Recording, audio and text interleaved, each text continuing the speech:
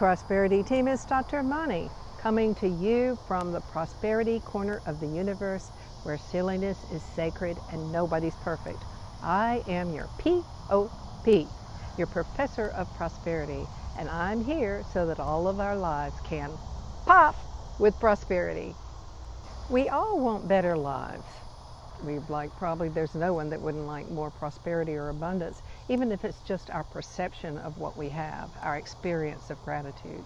So what are the 3 ways to go about doing that? Now, I've done 3 thises and 3 that's many times, but this is another 3. But it's a very powerful, important 3. It will put together things that you already knew, but in a way maybe you hadn't thought of before. So the first thing we do when we want to change our mind is that we look at things like affirmations. And affirmations are the way that we can work with our conscious minds. We can change our thoughts.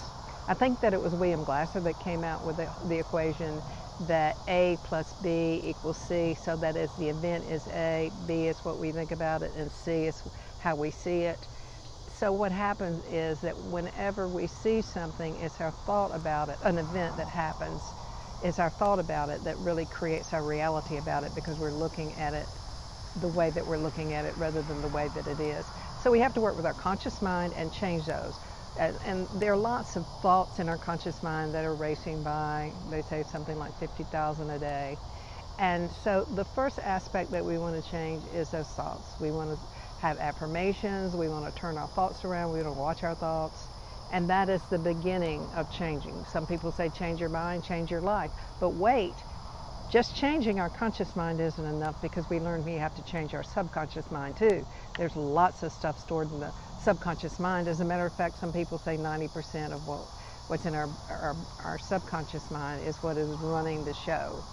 Those are hidden thoughts. Those are hidden beliefs. And so we have to go deeper, and that's when we begin to look at things like neuroplasticity and brain studies and see what we can do to get down to those depths. We start doing things like toning and listen to binaural beats, things that kind of skip past the conscious mind and go directly into the subconscious mind. So we reprogram the conscious mind, we reprogram the subconscious mind, and then I'll say things are still not working. What else do we have to do? Well, the third part of this is actually our feeling nature. So we have to get our feeling nature in a vibrational alignment with what we want. Because if we want good, but our feeling nature is we're feeling bad, we're feeling upset, we're feeling stressed all the time, it's not really in line with what we want. But what happens is that when we align our conscious mind, what we're thinking, and we align the subconscious, and we align our feeling nature, and then we become a powerhouse of manifestation. So that's why just a one-prong approach doesn't work. And then there are other things, for example, things that we can do that will kind of help jumpstart this whole thing, or maybe when we've got it going, it'll help it go faster. And that is, one thing is forgiveness. And that is that we notice if we hold anything against anyone, then what it does is it holds us down vibrationally, because it's us that holds the judgment and the upset. So we want to forgive people, not because we want to let them off the hook. What we want to do is that we want to forgive to let ourselves off the hook, so we won't be vibrationally lowering ourselves all the time. Now, another thing is gratitude. Gratitude really helps turn our vibration around, because if we have those habitual negative thoughts, then gratitude can do one thing. It goes to the conscious mind, so we can change the thought about that, but it goes to the feeling nature as well, because we can begin to move into a feeling nature. Now, one of the things about gratitude, to just be very sure that this is very important, and that is that we don't say that we're thankful for things we're not thankful for. We don't just try to make up something to come up with something. We want to really genuinely be thankful for it. And once we say it and we know it's something we're thankful for, but we don't have the feeling nature yet, then we need to get in it emotionally and begin to feel that nature. So we've got this 3-point process, and then we can add, if we add forgiveness and gratitude to it, then it just explodes. And so it becomes a process of retraining ourselves in how to live. We have to live in a different way, because these are the things that have been running our lives: our conscious mind, our subconscious mind, our feeling nature.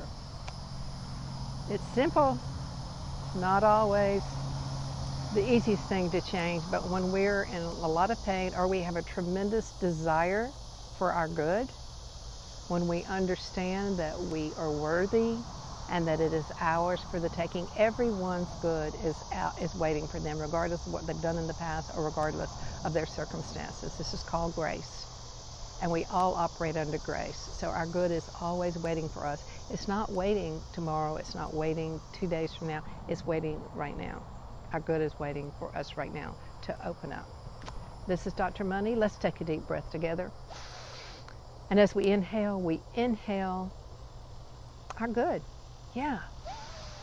Ooh, I can smell it. And as we exhale our intention that all other beings receive their good as well. And one more thing that I want you to remember for sure, and that is that I love you. And can you hear the cicadas out? It's like 8, I think it's after 8 o'clock when I'm filming this, but you can hear all the little insect noises in the background. Pretty cool. Love you.